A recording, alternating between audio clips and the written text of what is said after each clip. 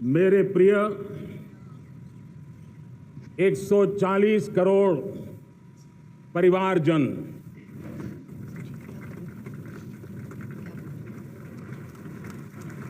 दुनिया का सबसे बड़ा लोकतंत्र और अब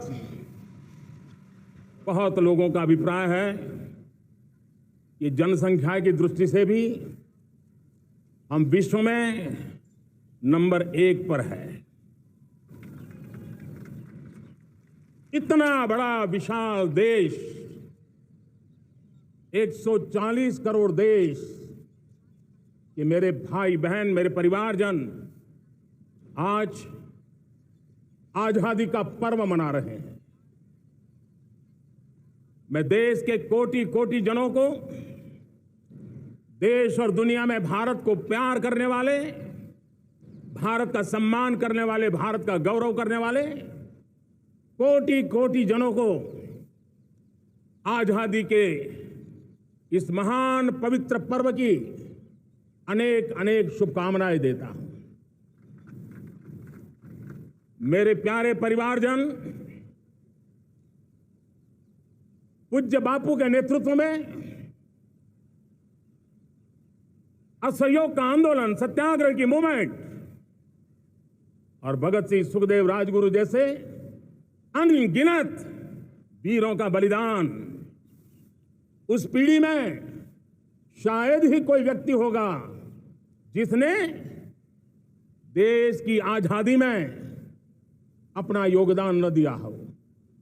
मैं आज देश की आजादी के जंग में जिन जिन ने योगदान दिया है, बलिदान दिए हैं, त्याग किया है, तपस्या की है, उन सबको आदरपूर्वक नमन करता हूं, उनका अभिनंदन करता हूं। आज 15 अगस्त महान क्रांतिकारी और अध्यात्म जीवन के ऋषितुल्य प्रणेता श्री अरविंदो की 150वीं जयंती पूर्ण हो रही है। ये वर्ष स्वामी दयानंद सरस्वती के 150वीं जयंती का वर्ष है। ये वर्ष रानी दुर्गावती के 500वीं जन्मशती का बहुत ही पवित्र अवसर है, जो पूरा देश बड़े धामधूम से मनाने वाला है। ये वर्ष मीराबाई, भक्ति योग की सिरमौर मीराबाई के 525 वर्ष का भी ये पावन पर्व है। ये बार जो 26 जनवरी हम मनाएंगे वो हमारे गणतंत्र दिवस की 75वीं वर्षगांठ होगी। अनेक प्रकार से अनेक अवसर, अनेक संभावनाएं राष्ट्र निर्माण में जुटे रहने के लिए पल पल नई प्रेरणा, पल पल नई चेतना, पल पल सपने, पल पल संकल्प, शायद इससे बड़ा कोई अवसर नहीं हो सकता। मेरे प्यारे परिवारजन, इस बार प्राकृतिक आपदा ने देश के अनेक हिस्सों में अकल्पनीय संकट पैदा किए। जिन परिवारों ने इस संकट में सहन किया है, मैं उन सभी परिवारजनों के प्रति अपनी संवेदना प्रकट करता हूं और राज्य और केंद्र सरकार मिलकर के उन सभी संकटों से जल्दी से मुक्त होकर के फिर तेज गति से आगे बढ़ेंगे, ये मैं विश्वास दिलाता हूं। मेरे प्यारे परिवारजनों, पिछले कुछ सप्ताह नॉर्थ ईस्ट में, विशेषकर मणिपुर में और हिंदुस्तान के भी अन्य कुछ भागों में, लेकिन विशेषकर मणिपुर में जो हिंसा का दौर चला, कई लोगों को अपना जीवन खोना पड़ा, मां बेटियों के सम्मान के साथ खिलवाड़ हुआ। लेकिन कुछ दिनों से लगातार शांति की खबरें आ रही हैं। देश मणिपुर के लोगों के साथ है। देश मणिपुर के लोगों को पिछले कुछ दिनों से जो शांति बनाए रखी है, उस शांति के पर्व को आगे बढ़ाए और शांति से ही समाधान का रास्ता निकलेगा और राज्य और केंद्र सरकार मिलकर के उन समस्याओं के समाधान के लिए भरपूर प्रयास कर रही है, करती रहेगी। मेरे प्यारे परिवारजनों, जब हम इतिहास की तरफ नजर करते हैं तो इतिहास में कुछ पल ऐसे आते हैं जो अपनी अमिट छाप छोड़ करके जाते हैं और उसका प्रभाव सदियों तक रहता है। और कभी कभी शुरुआत में वो बहुत छोटा लगता है, छोटी सी घटना लगती है, लेकिन वो अनेक समस्याओं की जड़ बन जाती है। हमें याद है 1200 साल पहले इस देश पर आक्रमण हुआ, एक छोटे से राज्य के छोटे से राजा का पराजय हुआ, लेकिन तब पता तक नहीं था कि एक घटना भारत को 1000 साल की गुलामी में फंसा देगी। और हम गुलामी में जकड़ते गए, जो आया लूटता गया, जो जिसका मन चाहा हम पे आके सवार हो गया। कैसा विपरीत काल रहा होगा वो 1000 साल का। मेरे प्यारे परिवारजनों, घटना छोटी क्यों ना हो, लेकिन 1000 साल तक प्रभाव छोड़ के रही है। लेकिन मैं आज इस बात का जिक्र इसलिए करना चाहता हूं कि भारत के वीरों ने इस कालखंड में, कोई भूभाग ऐसा नहीं था, कोई समय ऐसा नहीं था जब उन्होंने देश की आजादी के लौ को जलता न रखा हो, बलिदान की परंपरा न बनाई हो। मां भारती बेड़ियों से मुक्त होने के लिए उठ खड़ी हुई थी, जंजीरों को झकझोर रही थी, और देश की नारी शक्ति, देश की युवा शक्ति, देश के किसान, देश के गांव के लोग, मजदूर, कोई हिंदुस्तानी ऐसा नहीं था जो आजादी के सपने को लेकर के जीता न हो। आजादी को पाने के लिए मर मिटने के लिए तैयार होने वालों की एक बड़ी फौज तैयार हो गई थी। जेलों में जवानी खपाने वाले अनेक महापुरुष हमारे देश की आजादी को, गुलामी की बेड़ियों को तोड़ने के लिए लगे हुए थे। मेरे प्यारे परिवारजनों, जन चेतना का वो व्यापक रूप, त्याग और तपस्या का वो व्यापक रूप, जन जन के अंदर एक नए विश्वास जगाने वाला वो पल, आखिरकार 1947 में देश आजाद हुआ। 1000 साल की गुलामी में संजोए हुए सपने देशवासी पूरे करते हुए देखे। साथियों, मैं 1000 साल पहले की बात इसलिए कह रहा हूं, मैं देख रहा हूं फिर एक बार देश के सामने एक मौका आया है। इस ऐसे कालखंड में हम जी रहे हैं, ऐसे कालखंड में हमने प्रवेश किया है, और यह हमारा सौभाग्य है कि भारत के ऐसे अमृत काल में, यह अमृत काल का पहला वर्ष है। या तो हम जवानी में जी रहे हैं, या हम मां भारती की गोद में जन्म ले चुके हैं। और यह कालखंड, मेरे शब्द लिख करके रखिए मेरे प्यारे परिवारजनों, इस कालखंड में जो हम करेंगे, जो कदम उठाएंगे, जितना त्याग करेंगे, तपस्या करेंगे, सर्वजन हिताय सर्वजन सुखाय, एक के बाद एक फैसले लेंगे, आने वाले 1000 साल का देश का स्वर्णिम इतिहास उससे अंकुरित होने वाला है। इस कालखंड में होने वाली घटनाएं आगामी 1000 साल के लिए इसका प्रभाव पैदा करने वाली है। गुलामी की मानसिकता से बाहर निकला हुआ देश पंच प्राण को समर्पित होकर के एक नए आत्मविश्वास के साथ आज आगे बढ़ रहा है। नए संकल्पों को सिद्ध करने के लिए वो जी जान से जुड़ रहा है। मेरी भारत माता, जो कभी ऊर्जा का सामर्थ्य था लेकिन राख के ढेर में दबी पड़ी थी, वो भारत मां 140 करोड़ देशवासियों के पुरुषार्थ है, उनकी चेतना से, उनकी ऊर्जा से फिर एक बार जागृत हो चुकी है। मां भारती जागृत हो चुकी है, और मैं साफ देख रहा हूं दोस्तों, यही कालखंड है। पिछले 9-10 साल हमने अनुभव किया है, विश्व भर में भारत की चेतना के प्रति, भारत के सामर्थ्य प्रति एक नया आकर्षण, नया विश्वास, नई आशा पैदा हुई है। और ये प्रकाश पुंज, जो भारत से उठा है वो विश्व को उसमें अपने लिए ज्योति नजर आ रही है। विश्व को एक नया विश्वास पैदा हो रहा है। हमारा सौभाग्य है कुछ ऐसी चीजें हमारे पास हैं जो हमारे पूर्वजों ने हमें विरासत में दी है और वर्तमान कालखंड ने गढ़ी है।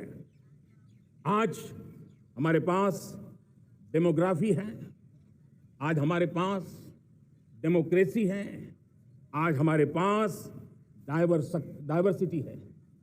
डेमोग्राफी, डेमोक्रेसी और डाइवर्सिटी की ये त्रिवेणी भारत के हर सपने को साकार करने का सामर्थ्य रखती है। आज पूरे विश्व में लोग वहां देशों की उम्र ढल रही है, ढलाव पर है, तब भारत यौवन की तरफ ऊर्जावान होकर के बढ़ रहा है। कितने बड़े गौरव का कालखंड है कि आज 30 साल की कम आयु की जनसंख्या दुनिया में सर्वाधिक कहीं है तो ये मेरे भारत मां की गोद में है, ये मेरे देश में है। और 30 साल से कम उम्र की नौजवान हो मेरे देश के पास हो, कोटि कोटि भुजाएं हो, कोटि कोटि मस्तिष्क हो, कोटि कोटि सपने, कोटि कोटि संकल्प हो, तो भाइयों बहनों, मेरे प्रिय परिवारजनों, हम इच्छित परिणाम प्राप्त करके रह सकते हैं। मेरे प्यारे परिवारजनों, देश का भाग्य ऐसी घटनाएं बदल देती है, यह सामर्थ्य देश के भाग्य को बदल देता है। भारत 1000 साल की गुलामी और आने वाले 1000 साल के भव्य भारत के बीच में पड़ाव पर हम खड़े हैं, एक ऐसी संधि पर खड़े हैं और इसलिए अब हमें न रुकना है न दुविधा में जीना है। मेरे प्यारे प्रिय परिवारजनों, हमें खोई हुई उस विरासत का गर्व करते हुए, खोई हुई समृद्धि को प्राप्त करते हुए, हमें फिर एक बार और ये बात मान के चले, हम जो भी करेंगे, हम जो भी कदम उठाएंगे, हम जो भी फैसला लेंगे, वो अगले 1000 साल तक अपनी दिशा निर्धारित करने वाला है, भारत के भाग्य को लिखने वाला है। मैं आज मेरे देश के नौजवानों को, मेरे देश की बेटे बेटियों को ये जरूर कहना चाहूंगा, जो सौभाग्य आज मेरे युवाओं को मिला है, ऐसा सौभाग्य शायद ही किसी के नसीब होता है जो आपके नसीब हुआ है, और इसलिए हमें ये गंवाना नहीं है। युवा शक्ति पर मेरा भरोसा है, युवा शक्ति में सामर्थ्य है, और हमारी नीतियां, हमारी रीतियां भी उस युवा सामर्थ्य को और बल देने के लिए है। आज मेरे युवाओं ने दुनिया में पहले 3 स्टार्टअप इकोसिस्टम में भारत को स्थान दिला दिया है। विश्व के युवाओं को अचंभा हो रहा है भारत के इस सामर्थ्य को लेकर के, भारत की इस ताकत को देख करके। आज दुनिया टेक्नोलॉजी ड्रिवन है और आने वाला युग टेक्नोलॉजी से प्रभावित रहने वाला है, और तब टेक्नोलॉजी में भारत की जो टैलेंट है उसकी एक नई भूमिका रहने वाली है। साथियों, मैं पिछले दिनों G20 समिट में बाली गया था, और बाली में दुनिया के समृद्ध देश, दुनिया के विकसित देश भी, उनके मुखिया मुझे भारत की डिजिटल इंडिया की सफलता के लिए बारीकियों से जानने के लिए इच्छुक थे। हर कोई इसका सवाल पूछता था, और जब मैं उनको कहता था कि भारत ने जो कमाल किया है ना, वो दिल्ली, मुंबई, चेन्नई तक सीमित नहीं है। भारत ने जो कमाल कर रहा है, मेरे टियर 2, टियर 3 सिटी के युवा भी आज मेरे देश का भाग्य गढ़ रहे हैं, छोटे छोटे स्थान के मेरे नौजवान। और मैं आज बड़े विश्वास से कहता हूं, देश का ये जो सामर्थ्य नया नजर आ रहा है, और इसलिए मैं कहता हूं, हमारे छोटे शहर आकार और आबादी में छोटे हो सकते हैं। ये हमारे छोटे छोटे शहर, हमारे कस्बे आकार और आबादी में छोटे हो सकते हैं, लेकिन आशा और आकांक्षा, प्रयास और प्रभाव वो किसी से कम नहीं है। वो सामर्थ्य उनके अंदर है। नए ऐप, नए सॉल्यूशन, टेक्नोलॉजी, डिवाइस। अब खेलों की दुनिया देखिए, कौन बच्चे हैं? झुग्गी झोंपड़ी से निकले हुए बच्चे आज खेलों की दुनिया में पराक्रम दिखा रहे हैं। छोटे छोटे गांव के, छोटे छोटे कस्बे के नौजवान, हमारी बेटे बेटियां आज कमाल दिखा रही हैं। अब देखिए, मेरे देश की 100 जितनी स्कूल ऐसी हैं जहां के बच्चे सैटेलाइट बना करके सैटेलाइट छोड़ने की तैयारियां कर रही हैं। आज हजारों टिंकरिंग लैब नए वैज्ञानिकों का गर्भाधान कर रही है। आज हजारों टिंकरिंग लैब लाखों बच्चों को साइंस और टेक्नोलॉजी की राह पर आगे बढ़ने के लिए प्रेरणा दे रही है। मैं मेरे देश के नौजवानों को कहना चाहता हूं, अवसरों की कमी नहीं है। आप जितने अवसर चाहेंगे, ये देश आसमान से भी ज्यादा अवसर आपने देने का सामर्थ्य रखता है। मैं आज लाल किले की प्राचीर से मेरे देश की माताओं, बहनों, मेरे देश की बेटियों को हृदय से अभिनंदन करना चाहता हूं। देश आज जब पहुंचा है, अब विशेष शक्ति जुड़ रही है मेरी माताओं बहनों के सामर्थ्य की। आज देश प्रगति की राह पर चल पड़ा है, तो मैं मेरे किसान भाई बहनों का भी अभिनंदन करना चाहता हूं। यह आप ही का पुरुषार्थ है, यह आप ही का परिश्रम है कि देश आज कृषि क्षेत्र में आगे बढ़ रहा है। मैं मेरे मजदूरों का, मेरे श्रमिकों का, मेरे प्रिय परिवारजन, ऐसे कोटि कोटि श्रमिकों को आज मैं नमन करता हूं, उनका अभिनंदन कर रहा हूं। देश आज जो आधुनिकता की ओर बढ़ रहा है, विश्व की तुलना करने वाले सामर्थ्य के साथ नजर आ रहा है, उसके पीछे मेरे देश के मजदूरों का, मेरे देश के श्रमिकों का बहुत बड़ा योगदान है। आज समय कहता है कि लाल किले की प्राचीर से मैं उनका अभिनंदन करूं, उनका अभिवादन करूं। और ये मेरे परिवारजन, 140 करोड़ देशवासी, मेरे इन श्रमिकों का, रेहड़ी पटरी वालों का, फूल सब्जी बेचने वालों का हम सम्मान करते हैं। मेरे देश को आगे बढ़ाने में, मेरे देश को प्रगति की नई ऊंचाई पर ले जाने में प्रोफेशनल्स की बहुत बड़ी भूमिका है, बढ़ती रही है। चाहे साइंटिस्ट हो, चाहे इंजीनियर्स हो, डॉक्टर्स हो, नर्सिस हो, शिक्षक हो, आचार्य हो, यूनिवर्सिटीज हो, गुरुकुल हो, हर कोई मां भारती का भविष्य उज्जवल बनाने के लिए अपनी पूरी ताकत से लगा हुआ है। मेरे प्यारे परिवारजनों, राष्ट्रीय चेतना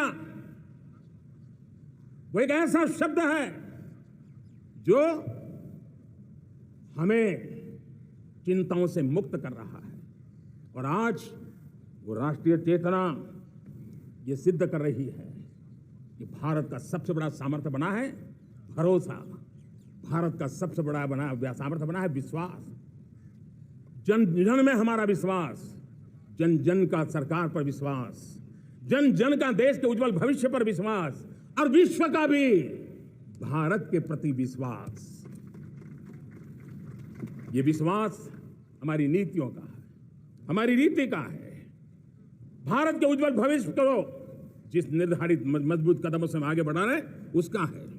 भाइयों बहनों, मेरे प्यारे परिवारजनों, ये बात निश्चित है कि भारत का सामर्थ्य और भारत की संभावनाएं विश्वास की नई बुलंदियों को पार करने वाली है। और ये विश्वास की नई बुलंदियां नए सामर्थ्यों को लेकर के चलनी चाहिए रही है। आज देश में G20 समिट के मेहमान नवाजी का भारत को अवसर मिला है। अब पिछले 1 साल से हिंदुस्तान के हर कोने में जिस प्रकार से G20 के अनेक ऐसे आयोजन हुए, अनेक कार्यक्रम हुए हैं, उसने देश के सामान्य मानवी के सामर्थ्य को विश्व को परिचित करा दिया है। भारत की विविधता का परिचय कराया है। भारत की डायवर्सिटी को दुनिया अचंभे से देख रही है और उसके कारण भारत के तरफ आकर्षण बढ़ा है। भारत को जानने की, समझने की इच्छा जगी है। उसी प्रकार से आप देखिए एक्सपोर्ट, आज भारत का एक्सपोर्ट के तेजी से बढ़ रहा है। और मैं कहना चाहता हूं, दुनिया के एक्सपर्ट्स इन सारे मानदंडों के आधार पर कह रहे हैं कि अब भारत रुकने वाला नहीं है। दुनिया की कोई भी रेटिंग एजेंसी होगी वो भारत का गौरव कर रही है। कोरोना काल के बाद दुनिया एक नए सिरे से सोचने लगी और मैं विश्वास से देख रहा हूं कि जिस प्रकार से द्वितीय महायुद्ध के बाद द्वितीय विश्व युद्ध के बाद दुनिया ने एक नया वर्ल्ड ऑर्डर आकार लिया था। मैं साफ साफ देख रहा हूं कि कोरोना के बाद एक नया विश्व ऑर्डर, एक नया ग्लोबल ऑर्डर, एक नया जियोपॉलिटिकल इक्वेशन, ये बहुत तेजी से आगे बढ़ रहा है। जियोपॉलिटिकल इक्वेशन की सारे व्याख्याएं बदल रही है, परिभाषाएं बदल रही है।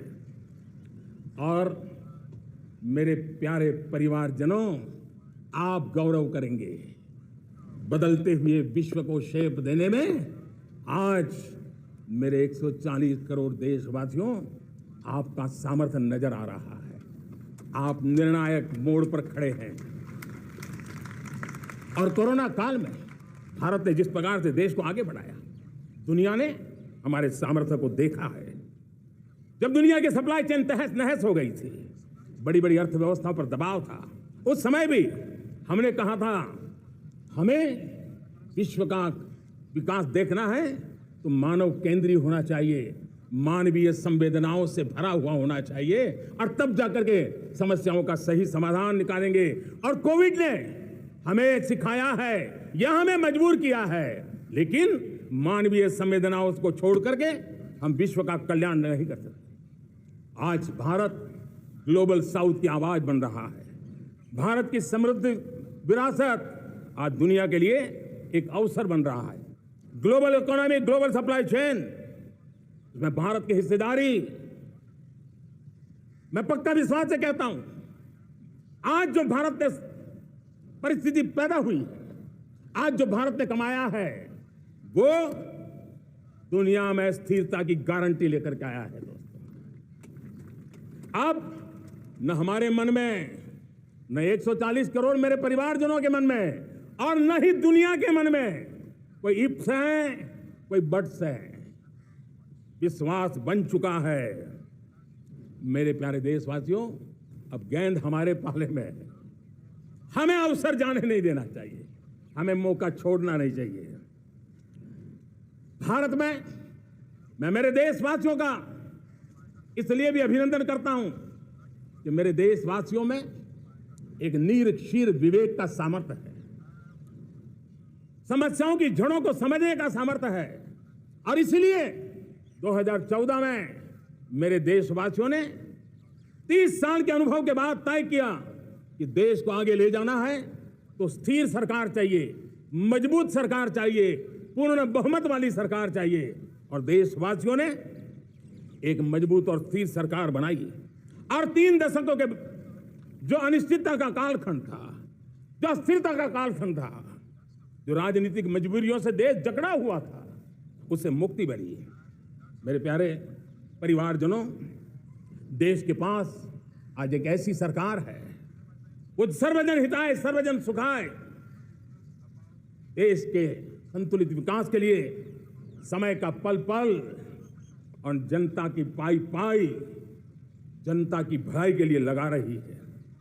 और मेरी सरकार, मेरे देशवासियों का मन एक बात से जुड़ा हुआ है। हमारे हर निर्णय, हमारे हर दिशा, उसका एक ही मानदंड है, नेशन फर्स्ट, राष्ट्र प्रथम। और राष्ट्र प्रथम यही दूरगामी परिणाम, सकारात्मक परिणाम पैदा करने वाला है। देश में बड़े स्तर पर काम हो रहा है।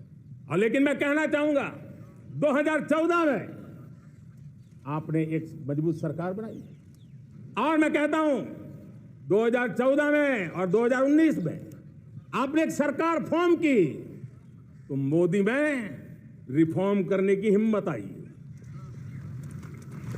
आपने ऐसी सरकार फॉर्म की कि मोदी को रिफॉर्म की हिम्मत आई। और जब मोदी ने एक के बाद एक रिफॉर्म किए, तो मेरे ब्यूरोक्रेसी के लोग, मेरे लाखों हाथ पैर जो हिंदुस्तान के कोने कोने में सरकार के हिस्से के रूप में काम कर रहे हैं, उन्होंने ब्यूरोक्रेसी ने ट्रांसफॉर्म करने के लिए, परफॉर्म करने की जिम्मेवारी बखूबी निभाई। और उन्होंने परफॉर्म करके दिखाया, और जनता जनार्दन जुड़ गई, तो वो ट्रांसफॉर्म होता भी नजर आ रहा है। और इसलिए रिफॉर्म, परफॉर्म, ट्रांसफॉर्म, ये कालखंड अब भारत के भविष्य को गढ़ रहा है। और हमारी सोच देश की उस ताकतों को बढ़ावा देने पर है जो आने वाले 1000 साल की नींव को मजबूत करने वाले। दुनिया को युवा शक्ति की जरूरत है, युवा स्किल की जरूरत है। हमने अलग स्किल मिनिस्ट्री बनाई, वो भारत की आवश्यकताओं को तो पूरी करेगी, वो दुनिया की आवश्यकताओं को पूरी करने का भी सामर्थ्य रखेगी। हमने जल शक्ति मंत्रालय बनाया। मंत्रालय की बनाने की रचना को भी अगर कोई एनालिसिस करेगा ना, तो इस सरकार के मन मस्तिष्क को बड़े अच्छे ढंग से आप समझ पाएंगे। हमने जल शक्ति मंत्रालय बनाया। ये जल शक्ति मंत्रालय हमारे देश के एक एक देशवासियों को पीने का शुद्ध पानी पहुंचे, पर्यावरण की रक्षा के लिए पानी के प्रति संवेदनशील व्यवस्थाएं विकसित हो, उस पर हम बल रहे हैं। हमारे देश में कोरोना के बाद दुनिया देख रही है होलिस्टिक हेल्थ केयर, ये समय की मांग है। हमने अलग आयुष मंत्रालय बनाया और योग और आयुष आज दुनिया में अपना परचम लहरा रहे हैं। हमने दुनिया को हमारे कमिटमेंट के कारण विश्व का हमारे प्रति ध्यान गया है। अगर हम ही हमारे इस सामर्थ्य को नकार देंगे तो फिर दुनिया कैसे स्वीकार करेगी। लेकिन जब मंत्रालय बना तो दुनिया को भी उसका मूल्य समझने आया। मत्स्य पालन, हमारा इतना बड़ा समुद्री तट, हमारे कोटि कोटि मछुआरे भाई बहन, उनका कल्याण भी हमारे दिलों में है। और इसलिए हमने अलग से मत्स्य पालन को लेकर के, पशुपालन को लेकर के, डेयरी को लेकर के अलग मंत्रालय की रचना की, ताकि समाज के जिस वर्ग के लोग पीछे रह गए उनको हम साथ लें। देश में सरकारी अर्थव्यवस्था के हिस्से होते हैं, लेकिन समाज की अर्थव्यवस्था का एक बड़ा हिस्सा है कोऑपरेटिव मूवमेंट। उसको बल देने के लिए, उसको आधुनिकता लाने के लिए और देश के कोने कोने में लोकतंत्र की एक सबसे बड़ी इकाई को मजबूत करने के लिए हमने अलग कोऑपरेटिव मंत्रालय बनाया। और वो हमारी सहकारी संस्थाएं उसका जाल बिछा रहा है, ताकि गरीब से गरीब की वहां सुनवाई हो, उसकी आवश्यकताओं की पूर्ति हो, और वो भी राष्ट्र के विकास की योगदान में एक छोटी इकाई का हिस्सा बन करके उसमें वो योगदान दे रखें। हमने सहकार से समृद्धि का रास्ता अपनाया है। मेरे प्यारे परिवारजनों, जब हम 2014 में आए थे तो हम वैश्विक अर्थव्यवस्था में 10वें नंबर पर थे, और आज 140 करोड़ देशवासियों का पुरुषार्थ रंग लाया है कि हम विश्व की अर्थव्यवस्था में 5वें नंबर पर पहुंच चुके हैं। और ये ऐसे ही नहीं हुआ है। जो एक भ्रष्टाचार का राक्षस देश को दबोचे हुए थे, लाखों करोड़ के घोटाले अर्थव्यवस्था को डामाडोल कर रहे थे, गवर्नेंस फ्रेजाइल फाइल में देश की पहचान होने लगी थी, लीकेजेस को हमने बंद किया, मजबूत अर्थव्यवस्था बनाई, हमने गरीब कल्याण के लिए ज्यादा से ज्यादा धन खर्चने का प्रयास किया। और आज मैं देशवासियों को बताना चाहता हूं कि जब देश आर्थिक रूप से समृद्ध होता है तो सिर्फ तिजोरी नहीं बढ़ती है, देश का सामर्थ्य बढ़ता है, देशवासियों का सामर्थ्य बढ़ता है। और तिजोरी का पाई पाई अगर ईमानदारी से जनता जनार्दन के लिए खर्च करने का संकल्प लेने वाली सरकार हो तो परिणाम के साथ है। मैं 10 साल का हिसाब तिरंगे की साक्षी में लाल किले की प्राचीर से मेरे देशवासियों को दे रहा हूं। आंकड़े देख करके आपको लगेगा इतना बड़ा बदलाव, इतना बड़ा सामर्थ्य। 10 साल पहले राज्यों को 30 लाख करोड़ रुपए भारत सरकार की तरफ से जाते थे। पिछले 9 साल में यह आंकड़ा 100 लाख करोड़ पर पहुंचा है। पहले स्थानीय निकाय के विकास के लिए भारत सरकार के खजाने से 70,000 करोड़ रुपया जाता था, आज वो 3 लाख करोड़ से भी ज्यादा जा रहा है। पहले गरीबों के घर बनाने के लिए 90,000 करोड़ रुपया खर्च होता था, आज वो 4 गुना होकर के 4 लाख करोड़ से भी ज्यादा खर्च गरीबों के घर बनाने के लिए हो रहा है। पहले गरीबों को यूरिया सस्ता मिले, जो यूरिया की बैग दुनिया के कुछ बाजारों में 3,000 में बिकती है, वो यूरिया की बैग मेरे किसानों को 300 में मिले। और इसलिए देश की सरकार 10 लाख करोड़ रुपया मेरे किसानों की यूरिया में सब्सिडी दे रहा है। मुद्रा योजना 20 लाख करोड़ रुपए, उससे भी ज्यादा मेरे देश के नौजवानों को स्वरोजगार के लिए, अपने व्यवसाय के लिए अपने कारोबार के लिए दिए हैं। 8 करोड़ लोगों ने नया कारोबार शुरू किया है, और 8 करोड़ लोगों ने कारोबार शुरू किया है तो नहीं, हर कारोबारी ने एक या दो लोगों को रोजगार दिया है। 8 से 10 करोड़ नए लोगों को रोजगार देने का सामर्थ्य ये मुद्रा योजना से लाभ लेने वाले 8 करोड़ नागरिक को करा है। एमएसएमई को करीब 3.5 लाख करोड़ रुपए की मदद से कोरोना के संकट में भी उनको डूबने नहीं दिया, मरने नहीं दिया, उनको एक ताकत दी है। 1 रैंक 1 पेंशन मेरे देश के सेना के जवानों का एक सम्मान का विषय था। 70,000 करोड़ रुपया भारत की तिजोरी से आज पहुंचा है, मेरे निवृत्त सेना के नायकों के जेब में, उनके परिवार में पहुंचा है। सभी कैटेगरी में, मैंने तो कुछ ही गिनाए, मैं ज्यादा समय लेना नहीं चाहता। हर कैटेगरी में पहले की तुलना में अनेक गुना धन देश के विकास के लिए, कोने कोने में रोजगार पैदा करने के लिए, पाई पाई का उपयोग भारत का भाग्य बदलने के लिए हो, और इसलिए हमने काम किया है। और मेरे प्यारे प्रियजनों, इतना ही नहीं, हमने इन सारे प्रयासों का परिणाम है कि आज 5 साल के मेरे कार्यकाल में, 5 साल के कार्यकाल में, 5 साल में 13.5 करोड़ मेरे गरीब भाई बहन गरीबी की जंजीरों को तोड़ करके न्यू मिडिल क्लास के रूप में बाहर आए हैं। जीवन का इससे बड़ा कोई संतोष नहीं होता मेरे प्यारे परिवारजनों। और जब 13.5 करोड़ लोग गरीबी की इस मुसीबतों से बाहर निकलते हैं तो कैसी कैसी योजनाएं उनको मदद दी है। उनको आवास योजना का लाभ मिलना, पीएम स्वनिधि से 50,000 करोड़ रुपया रेहड़ी पटरी वालों तक पहुंचाया है।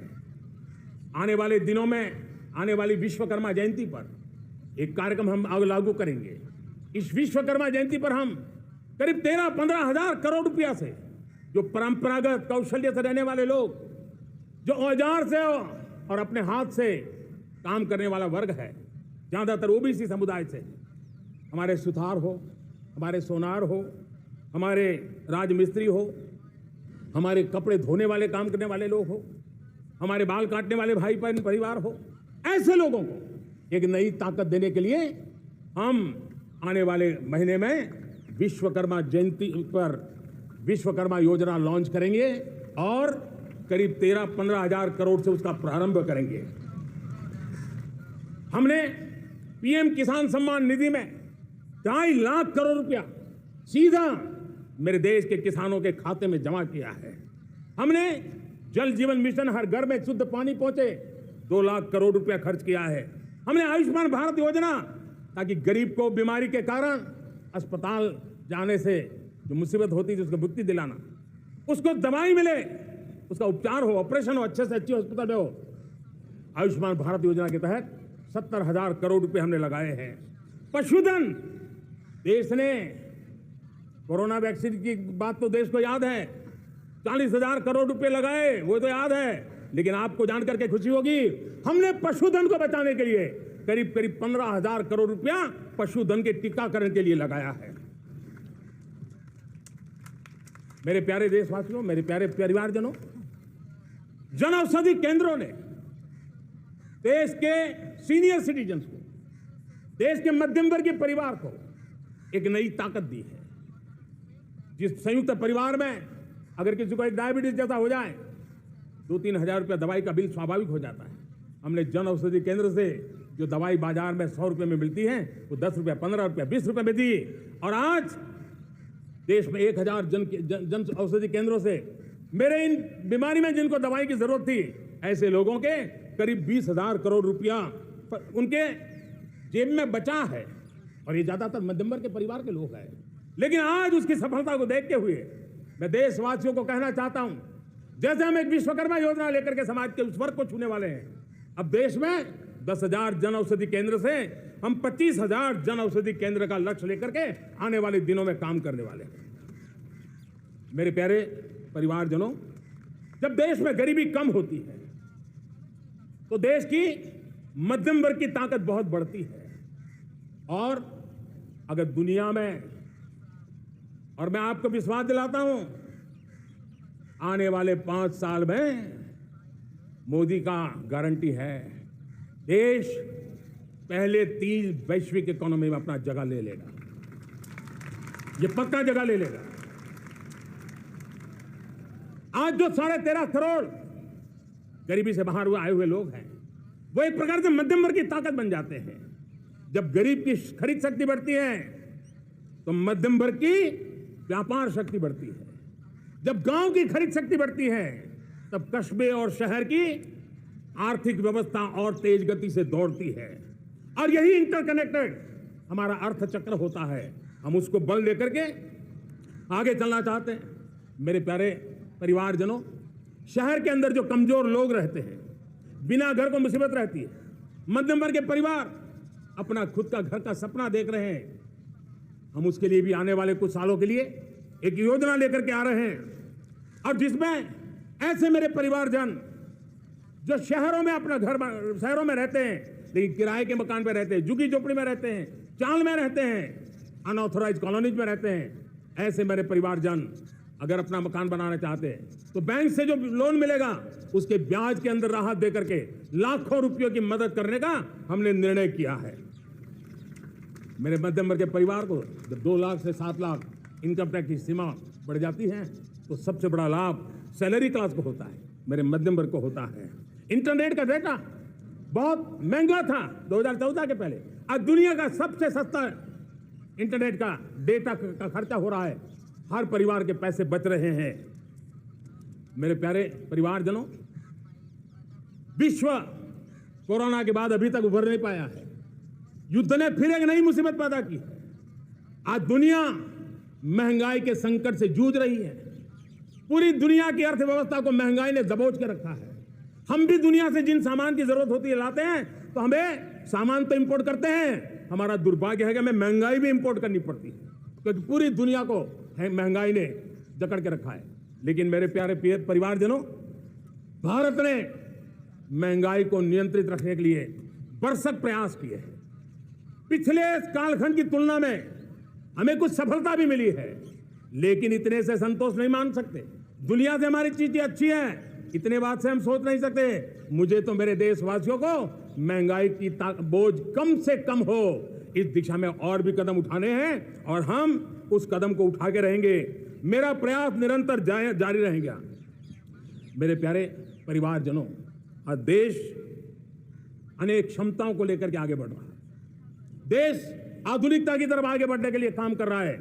आज देश रिन्यूएबल एनर्जी पे काम कर रहा है। आज देश ग्रीन हाइड्रोजन पे काम कर रहा है। देश की स्पेस पे क्षमता बढ़ रही है, तो देश की डीप सी मिशन में भी सफलता के साथ आगे चल रहा है। देश में रेल आधुनिक हो रही है, तो वंदे भारत बुलेट ट्रेन भी आज देश के अंदर काम कर रही है। गांव-गांव पक्की सड़कें बन रही है, तो इलेक्ट्रिक बसें, मेट्रो की रचना भी आज देश में हो रहे हैं। आज गांव-गांव तक इंटरनेट पहुंच रहा है, तो क्वांटम कंप्यूटर के लिए भी देश तय कर रहता है। नैनो यूरिया, नैनो डीएपी, उस पर काम हो रहा है। तो दूसरी तरफ जैविक खेती पर भी हम बल दे रहे हैं। आज किसान उत्पादक संघ एफपीओ का निर्माण हो रहा है, तो हम सेमीकंडक्टर का भी निर्माण करने के लिए चाह रहे हैं। हम दिव्यांग जनों के लिए एक सुगम भारत के निर्माण के लिए काम करते हैं, तो हम पैरालंपिक में भी हिंदुस्तान का तिरंगा झंडा गाड़ने के लिए मेरे दिव्यांग जनों को सामर्थ्यवान बना रहे हैं। हम खिलाड़ियों को स्पेशल ट्रेनिंग दे रहे हैं।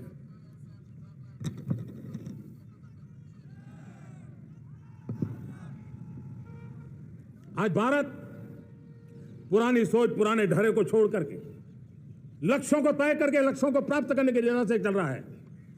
और जब मैं कहता हूं ना कि जिसका शिलान्यास हमारी सरकार करती है, उसका उद्घाटन भी हमारे कालखंड में करते हैं। इन दिनों जो मैं शिलान्यास कर रहा हूं ना, आप लिख के रखिए, उसके उद्घाटन भी आप सबने मेरे नसीब में ही छोड़े हुए हैं। हमारी कार्य संस्कृति बड़ा सोचना, दूर का सोचना, सर्वजन हिताय सर्वजन सुखाय सोचना, यह हमारी कार्यशैली रही है। और सोच से भी ज्यादा, संकल्प से भी ज्यादा हासिल कैसे करना, इस ऊर्जा के साथ हम काम करते हैं। हमने आजादी के काल अमृत महोत्सव में 75,000 अमृत सरोवर बनाने का संकल्प किया था। उस समय हमने हर जिले में 75 अमृत सरोवर बनाने का संकल्प किया था। करीब 50-55 हजार अमृत सरोवर की कल्पना की थी, लेकिन आज करीब 75,000 अमृत सरोवर का काम निर्माण हो रहा है। ये अपने आप में बहुत बड़ा काम हो रहा है। जनशक्ति और जल शक्ति की ताकत भारत के पर्यावरण की रक्षा में भी काम आने वाली है। 18,000 गांवों तक बिजली पहुंचाना, जनधन बैंक खाते खोलना, बेटियों के लिए शौचालय बनाना, सारे टारगेट समय के पहले पूरी शक्ति से पूरे करेगा। और जब भारत ठान लेता है तो उसे पूरा करके रहता है। ये हमारा ट्रैक रिकॉर्ड कहता है। 200 करोड़ वैक्सीनेशन का काम, दुनिया हमें जब पूछती है 200 करोड़ सुनती है, उनकी आंखें फट जाती है। इतना बड़ा काम ये मेरे देश के आंगनवाड़ी वर्कर, हमारी आशा वर्कर, हमारी हेल्थ वर्कर, उन्होंने करके दिखाया। यह मेरे देश का सामर्थ्य है। 5G को रोल आउट किया, दुनिया में सबसे तेज गति से 5G रोल आउट करने वाला मेरा देश है। 700 से अधिक जिलों तक हम पहुंच चुके हैं और अब 6G की भी तैयारी कर रहे हैं। हमने टास्क फोर्स बना दिया है। रिन्यूएबल एनर्जी, हम टारगेट से पहले चले हैं। हमने रिन्यूएबल एनर्जी 2030 का जो टारगेट तय किया था 21-22 में इसको पूरा कर दिया। हमने इथेनॉल में 20% ब्लेंडिंग की बात कही थी, वो भी हमने समय से 5 साल पहले पूरा कर दिया। हमने $500 बिलियन के एक्सपोर्ट की बात की थी, वो भी समय के पहले $500 बिलियन से ज्यादा कर दिया। हमने तय किया, जो हमारे देश में 25 साल से चर्चा हो रही थी कि देश में नई संसद बने, पार्लियामेंट का कोई सत्र ऐसा नहीं था नई संसद के। ये मोदी है, समय के पहले नई संसद बना करके रख दिया। मेरे प्यारे भाई बहनों, ये काम करने वाली सरकार है, निर्धारित लक्ष्यों को पार करने वाली सरकार है। ये नया भारत है, ये आत्मविश्वास से भरा हुआ भारत है, ये संकल्पों को चरितार्थ करने के लिए जी जान से जुटा हुआ भारत है। और इसलिए ये भारत न रुकता है, ये भारत न थकता है, ये भारत न हाँफता है और न ही ये भारत हारता है। और इसलिए मेरे प्यारे परिवारजनों, आर्थिक शक्ति बढ़ी है तो हमारी सामरिक शक्ति को भी एक नई ताकत मिली है। हमारी सीमाएं पहले से अधिक सुरक्षित हुई है और मेरे सीमा पर बैठे हुए मेरे जवान जो देश की सीमाओं की रक्षा कर रहे हैं और मेरे देश की आंतरिक सुरक्षा के संभालने वाले यूनिफॉर्म फोर्सेस, मैं आजादी के इस पावन पर्व पर उनको भी अनेक अनेक बधाई देते हुए मेरी बात को आगे बढ़ाता हूं। सेना का अधिकरण हो, हमारी सेना युवा बने, हमारी सेना बैटल के लिए रेडी, युद्ध योग्य बने, इसलिए निरंतर रिफॉर्म का काम आज हमारी सेना में हो रहा है। मेरे प्यारे परिवारजनों, आए दिन हम लोग सुना करते थे, यहां बम धमाका हुआ, वहां बम धमाका हुआ, हर जगह पे लिखा हुआ रहता था कि इस बैग को मत छूना, अनाउंसमेंट होते रहते थे। आज देश सुरक्षा की अनुभूति कर रहा है और जब सुरक्षा होती है, शांति होती है, तो प्रगति के नए अरमान हम पूरे कर सकते हैं। उसको लिए सीरियल बम धमाके का जमाना बीती हुई बात हो गई है। निर्दोषों के जो मौत होते थे तो बीते हुए कल की बात हो गई है। आज देश में आतंकी हमलों में भारी कमी आई है, नक्सल प्रभावित क्षेत्रों में भी बहुत बड़ा बदलाव आया है, बहुत बड़ा परिवर्तन का एक वातावरण बना है। मेरे प्यारे परिवारजनों, प्रगति के हर चीज में, लेकिन जब 2047 हम एक विकसित भारत का सपना लेकर के चल रहे हैं तब, और वो सपना नहीं 140 करोड़ देशवासियों का संकल्प है और उस संकल्प को सिद्ध करने के लिए परिश्रम की पराकाष्ठा भी है। और उसकी सबसे बड़ी ताकत होती है वो राष्ट्रीय चरित्र होता है। दुनिया में जिन जिन देशों ने प्रगति की है, दुनिया में जो जो देश संकटों से वो पार करके निकले हैं, उसमें हर चीज के साथ साथ एक महत्वपूर्ण कैटलिक एजेंट रहा है, वो राष्ट्रीय चरित्र रहा है। और हमें राष्ट्रीय चरित्र के लिए और बल देते हुए हमें आगे बढ़ना होगा। हमारा देश, हमारा राष्ट्रीय चरित्र ओजस्वी हो, तेजस्वी हो, पुरुषार्थी हो, पराक्रमी हो, प्रखर हो, ये हम सबका सामूहिक दायित्व है। और आने वाले 25 साल हम एक ही मंत्र को लेकर चले, ये हमारे राष्ट्रीय चरित्र के सिरमौर होना चाहिए, एकता का संदेश, भारत की एकता को जीना, भारत की एकता को आंच आए, न ऐसी मेरी भाषा होगी, न ऐसा मेरा कोई कदम होगा। हर पल देश को जोड़ने का प्रयास मेरी तरफ से भी होता रहेगा। भारत की एकता हमें सामर्थ्य देती है। उत्तर हो, दक्षिण हो, पूर्व हो, पश्चिम हो, गांव हो, शहर हो, पुरुष हो, नारी हो, हम सब ने एकता के भाव के साथ और विविधता भरे देश में एकता का सामर्थ्य होता है। और दूसरी महत्व की बात मैं देख रहा हूं, अगर 2047 में हमें हमारे देश को विकसित भारत के रूप में देखना है तो हमें श्रेष्ठ भारत के मंत्र को जीना होगा, हमें चरितार्थ करना होगा। अब हमारे प्रोडक्शन में मैंने 2014 में कहा था जीरो डिफेक्ट जीरो इफेक्ट। दुनिया के किसी भी टेबल पर मेक इन इंडिया चीज हो तो दुनिया को विश्वास होना चाहिए, इससे बेहतर दुनिया में कुछ नहीं हो सकता है। ये अल्टीमेट होगा। हमारी हर चीज, हमारी सर्विसेज होगी तो श्रेष्ठ होगी, हमारे शब्द की ताकत होगी तो श्रेष्ठ होगी, हमारी संस्थाएं होगी तो श्रेष्ठ होगी, हमारी निर्णय प्रक्रियाएं होगी तो श्रेष्ठ होगी। ये श्रेष्ठता का भाव लेकर के हमें चलना होगा। तीसरी बात है, देश में आगे बढ़ाने के लिए एक अतिरिक्त शक्ति का सामर्थ्य भारत को आगे ले जाने वाला है और वो है विमेन लेड डेवलपमेंट। आज भारत गर्व से कह सकता है कि दुनिया में नागरिक उड्डयन में अगर किसी एक देश में सबसे ज्यादा विमेन पायलट हैं तो मेरे देश में है।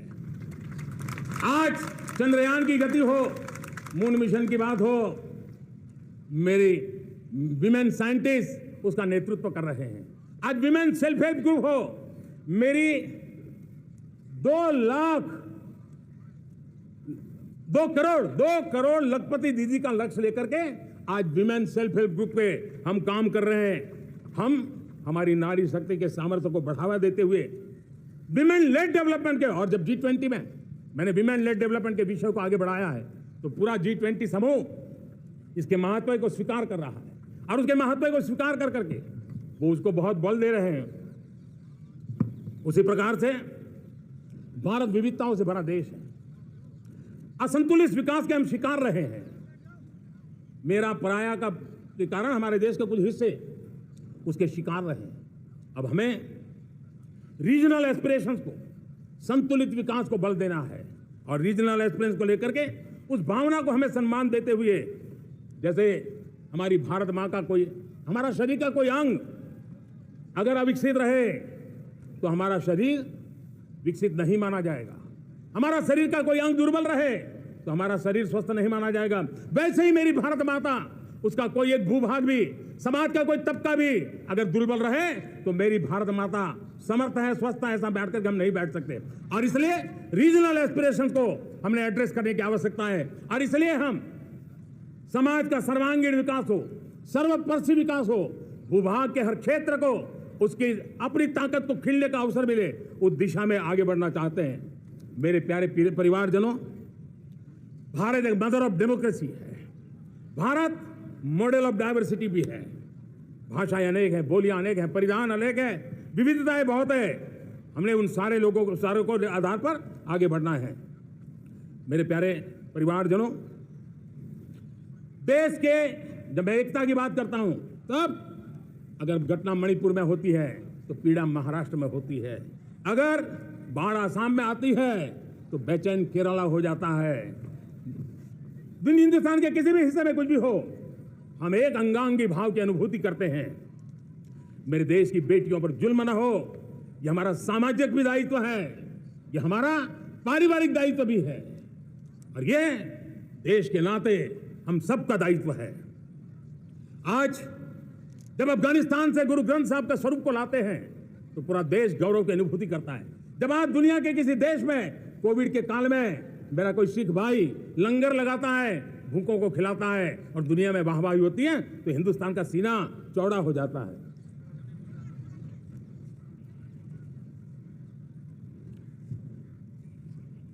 मेरे प्यारे परिवारजनों, हमारे लिए जब नारी सम्मान की बात करते हैं, मुझे अभी एक देश में दौरा कर रहा था तो वहाँ एक बहुत ही सीनियर मिनिस्टर, उसने मुझे एक सवाल पूछा। उसने कहा, आपके यहाँ बेटियाँ साइंस और इंजीनियरिंग के विषयों की पढ़ाई करती हैं क्या? उसमें क्या था? मैंने उनको कहा, आज मेरे देश में लड़कों से ज़्यादा बेटियाँ आज स्टेम यानी साइंस, टेक्नोलॉजी, इंजीनियरिंग और मैथ्स अधिकतम भाग मेरी बेटियां ले रही है। तो उनके लिए अचरज था। ये सामर्थ्य आज हमारे देश का देख रहा है। मेरे प्यारे परिवारजनों, आज 10 करोड़ महिलाएं विमेन सेल्फ हेल्प में जुड़ी हुई है। और विमेन सेल्फ हेल्प ग्रुप के साथ आप गांव में जाएंगे तो आपको बैंक वाली दीदी मिलेगी, आपको आंगनवाड़ी वाली दीदी मिलेगी, आपको दवाई देने वाली दीदी मिलेगी। और अब मेरा सपना है 2 करोड़ लखपति दीदी बनाने का, गांव में 2 करोड़ लखपति दीदी। और इसके लिए एक नया अभिगम भेजा, साइंस और टेक्नोलॉजी। हमारे गांव की महिलाओं का भी सामर्थ्य देखता हूं मैं, और इसलिए हम एक नई योजना सोच रहे हैं कि हमारे एग्रीकल्चर सेक्टर में टेक्नोलॉजी आए, एग्री टेक को बल मिले। इसलिए विमेन सेल्फ हेल्प ग्रुप की बहनों को हम ट्रेनिंग देंगे, ड्रोन चलाने की, ड्रोन रिपेयरिंग की हम ट्रेनिंग देंगे। और हजारों ऐसे विमेन सेल्फ हेल्प ग्रुप को भारत सरकार ड्रोन देगी, ट्रेनिंग देगी, और हमारे एग्रीकल्चर के काम में ड्रोन की सेवाएं उपलब्ध हो। इसके लिए हम शुरुआत करेंगे। प्रारंभ हम 15,000 विमेन सेल्फ हेल्प ग्रुप के द्वारा ये ड्रोन की उड़ान का हम आरंभ कर रहे हैं। मुझे विश्वास है कि इसके कारण हमारे परिवारजनों का, मेरे प्यारे परिवारजनों, आज देश आधुनिकता की तरफ बढ़ रहा है। हाईवे हो, रेलवे हो, एयरवे हो, हाईवेज हो, इंफॉर्मेशन वेज, वाटरवेज हो, कोई क्षेत्र ऐसा नहीं है जिस क्षेत्र को आगे बढ़ाने की दिशा में आज देश काम न करता हो। पिछले 9 वर्ष में तटीय क्षेत्रों में हमने, आदिवासी क्षेत्र में, हमारे पहाड़ी क्षेत्र में विकास को बहुत बढ़ दिया है। हमने पर्वतमाला, भारतमाला ऐसी योजनाओं के द्वारा समाज के उस वर्ग को हमने बल दिया है। हमने गैस की पाइपलाइन से हमारे पूर्वी भारत को जोड़ने का काम किया है। हमने अस्पतालों की संख्या बढ़ाई है, हमने डॉक्टर की सीटें बढ़ाई है ताकि हमारे बच्चे डॉक्टर बनने का सपना पूरा कर सके। हमने मातृभाषा में पढ़ाने पर बल दिया है, अब मातृभाषा में वो पढ़ाई कर सके उस दिशा में। और मैं भारत के सुप्रीम कोर्ट का भी धन्यवाद करता हूं कि भारत की सुप्रीम कोर्ट ने कहा है कि आप जो जजमेंट देंगे उसका जो ऑपरेटिव पार्ट होगा वो जो अदालत में आया है उसकी भाषा में उसको उपलब्ध होगा। मातृभाषा का महात्म्य आज बढ़ रहा है। मेरे प्यारे भाई परिवारजनों, आज तक हमारे देश के जो बॉर्डर विलेज हैं, हमने वाइब्रेंट बॉर्डर विलेज का एक कार्यक्रम शुरू किया है। और वाइब्रेंट बॉर्डर विलेज, अब तक इसके लिए कहा जाता था देश के आखिरी गांव, हमने उस पूरी सोच को बदला है। वो देश का आखिरी गांव नहीं है, सीमा पर जो नजर आ रहा है वो मेरे देश का पहला गांव है। अगर सूरज उगता है पूरब में तो उस तरफ के गांव में पहली सूरज की किरण आती है, अगर सूरज ढलता है तो इस तरफ के गांव में आखिरी किरण उसका लाभ मिलता है। ये मेरे पहले गांव है और मुझे खुशी है कि आज मेरे इस कार्यक्रम के विशेष मेहमान, ये जो पहले गांव है, सीमावर्ती गांव है, उसके 600 प्रधान आज इस लाल किले की प्राचीर के इस महत्वपूर्ण कार्यक्रम का हिस्सा बनने के लिए आए। पहली बार वो इतनी दूर तक आए हैं, नए संकल्प और सामर्थ्य के साथ जुड़ने के लिए आया है। मेरे प्यारे परिवारजनों, हमने संतुलित विकास के लिए एस्पिरेशनल डिस्ट्रिक्ट, एस्पिरेशनल ब्लॉक की कल्पना की और आज उसके सुखद परिणाम मिल रहे हैं। आज राज्य के जो नॉर्मल पैरामीटर्स हैं, जो एस्पिरेशनल डिस्ट्रिक्ट कभी बहुत पीछे थे, वो आज राज्य में भी अच्छा करने लग गए हैं। और मुझे विश्वास है कि आने वाले दिनों में ये हमारे आकांक्षी जिले, हमारे आकांक्षी बॉल अवश्य आगे बढ़ेंगे। जैसे मैंने कहा था, भारत का चरित्र की चर्चा कर रहा था, तो मैंने पहला कहा था भारत की एकता, दूसरा कहा था भारत श्रेष्ठता की तरफ बल दें, तीसरा कहा था विमेन लेड डेवलपमेंट की मैंने बात कही थी। और मैं आज एक बात और कहना चाहता हूं कि हम जैसे रीजनल एस्पिरेशन मैंने चौथी बात कही थी, 5वीं महत्व की बात और भारत ने उस दिशा में जाओ, और वो है हमारा राष्ट्रीय चरित्र विश्व मंगल के लिए सोचने वाला होना चाहिए। हमें देश को इतना मजबूत बनाना है जो विश्व मंगल के लिए भी अपनी भूमिका अदा करे। और आज कोरोना के बाद मैं देख रहा हूं जिस प्रकार से संकट की घड़ी में देश ने दुनिया की मदद की, उसका परिणाम है कि आज दुनिया में हमारा देश एक विश्व मित्र के रूप में, विश्व का अटूट साथी के रूप में आज मेरे देश की पहचान बनी है। हमें जब विश्व मंगल की बात करते हैं तब भारत का मूलभूत विचार है, उस विचार को हम आगे बढ़ाने लोग हैं। और मुझे खुशी है कि आज अमेरिकी संसद के भी कई चुने हुए गणमान्य प्रतिनिधि भी आज हमारे 15 अगस्त के इस अवसर में हमारे बीच में मौजूद है। भारत की सोच कैसी है, हम विश्व मंगल की बात को कैसे आगे बढ़ाते हैं। अब देखिए, हम जब सोचते हैं तो क्या कहते हैं, हमने दुनिया के सामने ये दर्शन रखा है और दुनिया उस दर्शन को लेकर के हमारे साथ जुड़ रही है। हमने कहा one sun, one world, one grid. Renewable energy के क्षेत्र में एक बहुत बड़ा हमारा स्टेटमेंट है, आज दुनिया उसको स्वीकार कर रही है। कोविड के बाद हमने दुनिया को कहा हमारा अप्रोच होना चाहिए वन अर्थ, वन हेल्थ। समस्याओं का समाधान तभी होगा जब मानव को, पशु को, पौधे को बीमारी के संबंध में समान रूप से एड्रेस किया जाएगा, तब जाकर के हम करेंगे। हमने G20 समिट के लिए दुनिया के सामने कहा है one world, one family, one future. इस सोच को लेकर के चल रहे हैं। हमने क्लाइमेट को लेकर के दुनिया जो संकट से जूझ रही है, हमने रास्ता दिखाया है, लाइफ मिशन लॉन्च किया है, लाइफस्टाइल फॉर एनवायरमेंट। हमने दुनिया के सामने इंटरनेशनल सोलर अलायंस बनाया और आज दुनिया के कई देश इंटरनेशनल सोलर अलायंस का हिस्सा बन रहे हैं। हमने बायोडायवर्सिटी का महत्व देखते हुए बिग कैट अलायंस की व्यवस्था को हमने आगे बढ़ाया है। हमने प्राकृतिक आपदा के कारण, ग्लोबल वार्मिंग के कारण इंफ्रास्ट्रक्चर का जो नुकसान होता है, उसके लिए दूरगामी व्यवस्थाओं की जरूरत है और इसलिए coalition for disaster resilient infrastructure CDRI एक समाधान के रूप में दुनिया को दिया है। विश्व आज समुद्रों को संघर्ष का केंद्र बना रहा है, तब हमने दुनिया को सागर का प्लेटफॉर्म दिया है जो वैश्विक समुद्री शांति की गारंटी बन सकता है। हमने पारंपरिक चिकित्सा पद्धतियों को बल देते हुए WHO का एक ग्लोबल लेवल का सेंटर हिंदुस्तान में बनाने की दिशा में काम किया है। हमने योग और आयुष के द्वारा विश्व कल्याण और विश्व के स्वस्थता की दिशा में काम किया है और आज भारत विश्व मंगल की मजबूत नींव डाल रहा है। इस मजबूत नींव को आगे बढ़ाना हम सबका काम है, हम सबकी जिम्मेवारी है। मेरे प्यारे परिवारजनों, सपने अनेक है, संकल्प साफ है, नीतियां स्पष्ट है, नियत के सामने कोई सवाल या निशान नहीं है, लेकिन कुछ सच्चाइयों को हमें स्वीकार करना पड़ेगा और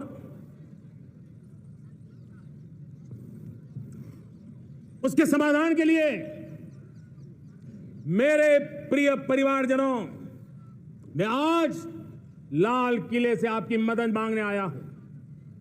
मैं लाल किले से आपके आशीर्वाद मांगने आया हूं, क्योंकि पिछले सालों मैंने देश को जो समझा है, देश की आवश्यकताओं को जो मैंने परखा है और अनुभव के आधार पर मैं कह रहा हूं कि आज गंभीरतापूर्वक उन चीजों को हमें लेना होगा। आजादी के अमृतकाल में 2047 में जब देश आजादी के 100 साल मनाएगा, उस समय दुनिया में भारत का तिरंगा झंडा विकसित भारत का तिरंगा झंडा होना चाहिए। रत्ती भर भी हमें रुकना नहीं है, पीछे नहीं हटना है और इसके लिए शुचिता, पारदर्शिता और निष्पक्षता, ये पहली मजबूती की जरूरत है।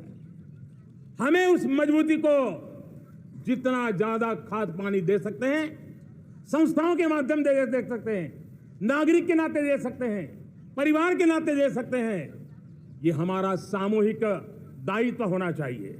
और इसलिए पिछले 75 साल का इतिहास देखिए, भारत के सामर्थ्य में कोई कमी नहीं थी। अरे जो देश कभी सोना की चिड़िया कहा जाता था, वो देश क्यों न फिर से उस सामर्थ्य को लेकर के खड़ा हो सकता है। मेरा अटूट विश्वास है साथियों, मेरे प्रिय परिवारजनों, मेरा अखंड अटूट एक निष्ठ विश्वास है कि 2047 में जब देश आजादी के 100 साल मनाएगा, मेरा देश विकसित भारत बन के रहेगा। और ये मैं मेरे देश के सामर्थ्य के आधार पर कह रहा हूं। मेरे उपलब्ध संसाधनों के आधार पर कह रहा हूं, और सबसे ज्यादा 30 से कम आयु वाली मेरी युवा शक्ति के भरोसे कह रहा हूं, मेरी माताओं बहनों के सामर्थ्य के भरोसे कह रहा हूं। लेकिन उसके सामने अगर कोई रुकावट है, कुछ विकृतियां पिछले 75 साल में ऐसे घर कर गई है, हमारी समाज व्यवस्था का ऐसा हिस्सा बन गई है कि कभी कभी तो हम आंख भी बंद कर देते हैं। अब आंख बंद करने का समय नहीं है। अगर सपनों को सिद्ध करना है, संकल्प को पार करना है, तो हमें ये आंख में चोली बंद करके, आंख में आंख मिला करके 3 बुराइयों से लड़ना बहुत समय की मांग है। हमारे देश की सारी समस्याओं की जड़ में भ्रष्टाचार ने दिमक की तरह देश की सारी व्यवस्थाओं को, देश के सामर्थ्य को पूरी तरह नोच लिया है। भ्रष्टाचार से मुक्ति, भ्रष्टाचार के खिलाफ जंग हर इकाई में, हर क्षेत्र में।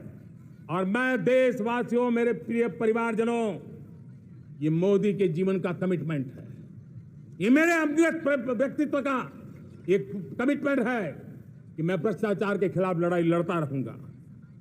दूसरा, हमारे देश को नोच लिया है परिवारवाद ने। इस परिवारवाद ने देश को जिस प्रकार से जकड़ के रखा है, उसने देश के लोगों का हक छीना है। और तीसरी बुराई तुष्टीकरण की है। ये तुष्टीकरण में भी देश के मूलभूत चिंतन को, देश के सर्व समावेशक हमारे राष्ट्रीय चरित्र को दाग लगा दिए, तहस नहस कर दिया है इन लोगों ने।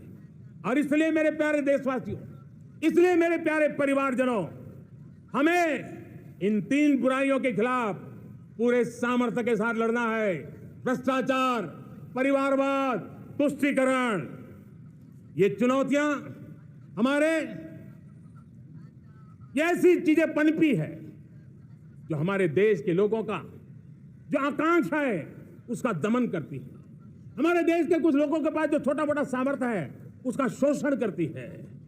ये ऐसी चीजें हैं जो हमारे लोगों की आशा आकांक्षाओं को सवाल या निशान में गाड़ देती है। हमारे गरीब हो, हमारे दलित हो, हमारे पिछड़े हो, हमारे पसमानदा हो, हमारे आदिवासी भाई बहन हो, हमारी माताएं बहनें हो, हमने सबने उनके हकों के लिए इन 3 बुराइयों से मुक्ति पानी है। हमें भ्रष्टाचार के खिलाफ एक नफरत का माहौल बनाना है। जैसे गंदगी हमें नफरत पैदा करती है ना, मन में गंदगी पसंद नहीं है, ये सार्वजनिक जीवन की इससे बड़ी कोई गंदगी नहीं हो सकती। और इसलिए हमारे स्वच्छता अभियान को एक नया मोड़ ये भी देना है कि हमें भ्रष्टाचार से मुक्ति पानी है। सरकार टेक्नोलॉजी से भ्रष्टाचार की मुक्ति के लिए बहुत प्रयास कर रही है। आपको जानकर के हैरानी होगी, इस देश में पिछले 9 साल में एक काम मैंने ऐसे किया, आंकड़ा सुनोगे तो लोग कहेंगे कि मोदी ऐसा करता है। जैसे 10 करोड़ लोग करीब करीब जो गलत फायदा उठाते थे, वो मैंने रोक दिया। तो आप में से कोई कहेगा आपने लोगों से अन्याय कर दिया। जी नहीं, ये 10 करोड़ कौन लोग थे? ये 10 करोड़ वो लोग थे जिनका जन्म ही नहीं हुआ था और उनके नाम पर उनके विडो हो जाते थे, वो वृद्ध हो जाते थे, वो दिव्यांग हो जाते थे, फायदे लिए जाते थे। 10 करोड़ ऐसे बेनामी जो चीजें चलती थी उसको रोकने का पवित्र काम, भ्रष्टाचारियों की संपत्ति जो हमने जब्त की है ना, वो पहले की तुलना में 20 गुना ज्यादा की है। मेरे प्यारे परिवारजनों, ये आपकी कमाई का पैसा लोग लेकर के भागे थे, 20 गुना ज्यादा संपत्ति को जब्त करने का। और इसलिए लोगों की मेरे प्रति नाराजगी होना बहुत स्वाभाविक है, लेकिन मुझे भ्रष्टाचार के खिलाफ की लड़ाई को आगे बढ़ाना है। हमारे सरकारी व्यवस्था ने पहले कैमरा के सामने तो कुछ हो जाता था, लेकिन बाद में चीजें अटक जाती थी। हमने पहले की तुलना में कई गुना ज्यादा अदालत में चार्जशीट की है और अब जमानतें भी नहीं मिलती हैं। वैसी पक्की व्यवस्था को लेकर के हम आगे बढ़ रहे हैं, क्योंकि हम ईमानदारी से भ्रष्टाचार के खिलाफ लड़ रहे हैं। आज परिवारवाद और तुष्टीकरण, इसने देश का बहुत बड़ा दुर्भाग्य किया है। अब लोकतंत्र में ये कैसे हो सकता है कि पॉलिटिकल पार्टी, और मैं विशेष बल दे रहा हूं पॉलिटिकल पार्टी, आज मेरे देश के लोकतंत्र में एक ऐसी विकृति आई है जो कभी भारत के लोकतंत्र को मजबूती नहीं दे सकती, और वो क्या है बीमारी? परिवारवादी पार्टियां। और उनका तो मंत्र क्या है? Party of the family, by the family and for the family. इनका तो जीवन मंत्र यही है कि उनकी पॉलिटिकल पार्टी, उनका राजनीतिक दल परिवार का, परिवार के द्वारा और परिवार के लिए, परिवारवाद और भाई भतीजावाद प्रतिभाओं के दुश्मन होते हैं, योग्यता को नकारते हैं, सामर्थ्य को स्वीकार नहीं करते हैं। और इसलिए परिवारवाद इस देश के लोकतंत्र की मजबूती के लिए उसकी मुक्ति जरूरी है। सर्वजन हिताय सर्वजन सुखाय, हर किसी को हक मिले इसलिए, और सामाजिक न्याय के लिए भी ये बहुत। उसी प्रकार से तुष्टीकरण ने सामाजिक न्याय का सबसे बड़ा नुकसान किया। अगर सामाजिक न्याय को तबाह किसने किया है तो ये तुष्टीकरण की सोच, तुष्टीकरण की राजनीति, तुष्टीकरण का सरकारी योजनाओं का तरीका, इसने सामाजिक न्याय को मौत के घाट उतार दिया है। और इसलिए हमें तुष्टीकरण, भ्रष्टाचार, ये विकास का सबसे बड़ा दुश्मन है।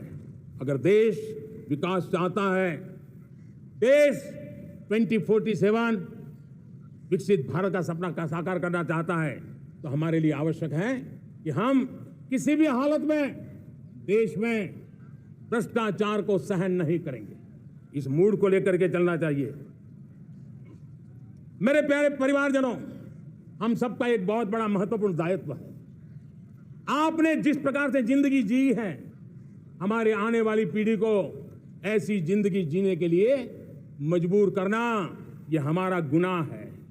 यह हमारा दायित्व है कि हमारे आने वाली पीढ़ी को हम ऐसा समृद्ध देश दें, ऐसा संतुलित देश दें, ऐसा सामाजिक न्याय की धरोहर वाला देश दें, ताकि छोटी छोटी चीजों को पाने के लिए उन्हें कभी भी संघर्ष न करना पड़े। हम सभी का कर्तव्य, हर नागरिक का कर्तव्य है, और ये अमृतकाल कर्तव्य काल है। हम कर्तव्य से पीछे नहीं हो सकते। हमें वो भारत बनाना है जो पूज्य बापू के सपनों का था। हमें वो भारत बनाना है जो हमारे स्वतंत्र सेनानियों का सपना था। हमें वो भारत बनाना है जो हमारे वीर शहीदों का था, हमारी वीरांगनाओं का था, जिन्होंने मातृभूमि के लिए अपना जीवन दे दिया था। मेरे प्यारे परिवारजनों, मैं जब 2014 में आपके पास आया था, तब 2014 में मैं परिवर्तन का वादा लेकर के आया था। 2014 में मैंने आपको वादा किया था मैं परिवर्तन लाऊंगा, और 140 करोड़ मेरे परिवारजन, आपने मुझ पे भरोसा किया और मैंने विश्वास पूरा करने की कोशिश की। रिफॉर्म, परफॉर्म, ट्रांसफॉर्म, वो 5 साल जो वादा था वो विश्वास में बदल गया, क्योंकि मैंने परिवर्तन का वादा किया था। रिफॉर्म, परफॉर्म, ट्रांसफॉर्म के द्वारा मैंने इस वादे को विश्वास में बदल दिया। कठोर परिश्रम किया है, देश के लिए किया है, शान से किया है, सिर्फ और सिर्फ नेशन फर्स्ट, राष्ट्र सर्वोपरि, इस भाव से किया है। 2019 में परफॉर्मेंस के आधार पर आप सबने मुझे फिर से आशीर्वाद दिया। परिवर्तन का वादा मुझे यहां ले आया, परफॉर्मेंस मुझे दोबारा ले आया, और आने वाले 5 साल अभूतपूर्व विकास के हैं। 2047 के सपने को साकार करने का सबसे बड़ा स्वर्णिम पल आने वाले 5 साल है। और अगली बार 15 अगस्त को इसी लाल किले से मैं आपको देश की उपलब्धियां, आपके सामर्थ्य, आपके संकल्प, उसमें हुई प्रगति, उसकी जो सफलता है, उसके गौरवगान, उससे भी अधिक आत्मविश्वास के सामने, आपके सामने मैं प्रस्तुत करूंगा। मेरे प्यारे प्रियजनों, मेरे परिवारजनों, मैं आप में से आता हूं, मैं आपके बीच से निकला हूं, मैं आपके लिए जीता हूं। अगर मुझे सपना भी आता है, आपके लिए आता है। अगर मैं पसीना भी बहाता हूं तो आपके लिए बहाता हूं, क्योंकि इसलिए नहीं कि आपने मुझे दायित्व दिया है, मैं इसलिए कर रहा हूं कि आप मेरे परिवारजन हैं और आपके परिवार के सदस्य के नाते मैं आपके किसी दुख को देख नहीं सकता हूं, मैं आपके सपनों को चूर चूर होते नहीं देख सकता हूं, मैं आपके संकल्प को सिद्धि तक ले जाने के लिए आपका एक साथी बनकर के, आपका एक सेवक बनकर के, आपके साथ जुड़े रहने का, आपके साथ जीने का, आपके लिए जूझने का मैं संकल्प लेकर के चला हुआ इंसान हूं। और मुझे विश्वास है हमारे पूर्वजों ने आजादी के लिए जो जंग लड़ा था, जो सपने देखे थे, वो सपने हमारे साथ है। आजादी के जंग में जिन्होंने बलिदान दिया था, उनके आशीर्वाद हमारे साथ है। और 140 करोड़ देशवासियों को एक ऐसा अवसर आया है, ये अवसर हमारे लिए एक बहुत बड़ा संबल लेकर के आया। और इसलिए मेरे प्यारे प्रियजनों, आज जब मैं अमृतकाल में आपके साथ बात कर रहा हूं, ये अमृतकाल का पहला वर्ष है। ये अमृतकाल के पहले वर्ष पर जब मैं आपसे बात कर रहा हूं, तो मैं आपको पूरे विश्वास से कहना चाहता हूं, चलता चलाता काल चक्र, चलता चलाता काल चक्र, अमृत काल का भाल चक्र, चलता चलाता काल चक्र, अमृत काल का भाल चक्र, सबके सपने, सबके सपने, अपने सपने, सबके सपने, अपने सपने, पनपे सपने सारे, सबके सपने, अपने सपने, पनपे सपने सारे, धीर चले, वीर चले, धीर चले, वीर चले, चले युवा हमारे, धीर चले, वीर चले, चले युवा हमारे, नीति सही, नीति सही, रीति नहीं, नीति सही, रीति नहीं, गति सही, गति सही, राह नहीं, गति सही, राह नहीं। चुनो, चुनो चुनौती, चुनो चुनौती सीना तान, चुनो चुनौती सीना तान, जग में बढ़ाओ देश का नाम, चुनो चुनौती सीना तान, जग में बढ़ाओ देश का नाम। मेरे प्यारे परिवारजनों, हिंदुस्तान के कोने कोने में बैठे हुए मेरे परिवारजन, दुनिया के कोने कोने में जाकर के बसे हुए मेरे परिवारजन, आप सबको आजादी के पावन पर्व की फिर एक बार मैं बहुत बहुत शुभकामनाएं देता हूं। ये अमृतकाल हम सबके लिए कर्तव्य काल है। ये अमृतकाल हम सबको मां भारती के लिए कुछ कर गुजारने का काल है। आजादी का जब जंग चल रहा था 1947 के पहले जो पीढ़ी ने जन्म लिया था, उन्हें देश के लिए मरने का मौका मिला था। वो देश के लिए मरने के लिए मौका नहीं छोड़ते थे, लेकिन हमारे नसीब में देश के लिए मरने का मौका नहीं है। लेकिन हमारे लिए देश के लिए जीने का ये इससे बड़ा कोई अवसर नहीं होता। हमें पल पल देश के लिए जीना है।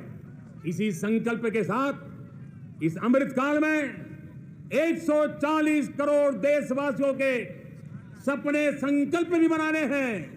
140 करोड़ देशवासियों के संकल्प को सिद्धि में भी परिवर्तित करना है। और 2047 का जब तिरंगा झंडा फहरेगा तो विश्व एक विकसित भारत का गुणगान करता होगा। इसी विश्वास के साथ, इसी संकल्प के साथ मैं आप सबको अनेक अनेक शुभकामनाएं देता हूं, बहुत बहुत बधाई देता हूं। जय हिंद, जय हिंद, जय हिंद। भारत माता की, भारत माता की, भारत माता की। वंदे वंदे वंदे। बहुत बहुत धन्यवाद।